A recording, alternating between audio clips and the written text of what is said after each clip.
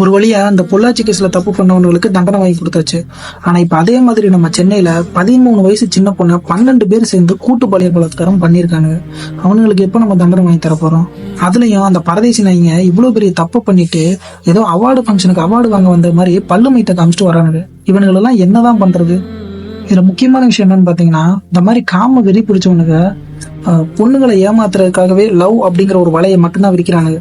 தயவு செஞ்சு பொண்ணுங்க அந்த வலையில விழுந்துறாதீங்க. அதே மாதிரி லவ் பண்ற பொண்ணுங்க அந்த பையன் சொல்றான் அப்படின்றதுக்காக என்ன வேணாலும் பண்றதுக்கு எப்படி நீங்க துணிஞ்சு போறீங்கன்னு எனக்கு தெரியல.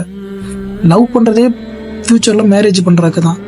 ஸோ இந்த ஒரு விஷயத்தையாவது மேரேஜுக்கு அப்புறம் நீங்க வச்சுக்கலாமே, உங்களுக்கும் அதான சேஃபு. தயவு செஞ்சு இனிமேலாச்சும் அந்த பொண்ணுங்க கொஞ்சம் உஷாரா இருங்க. ஏன்னா இந்த மாதிரி காம வெறி பிடிச்சவனுங்க திருந்தவும் மாட்டானுங்க, அவங்களை திருத்தவும் முடியாது. ஸோ தயவு செஞ்சு நீங்க கொஞ்சம் உஷாரா இருங்க. அப்புறம் இன்னொரு முக்கியமான விஷயம், உங்களுக்கு சின்ன பிரச்சனையோ இல்ல பெரிய பிரச்சனையோ எதுவா இருந்தாலும் ஃபர்ஸ்ட் வீட்டுல சொல்லுங்க.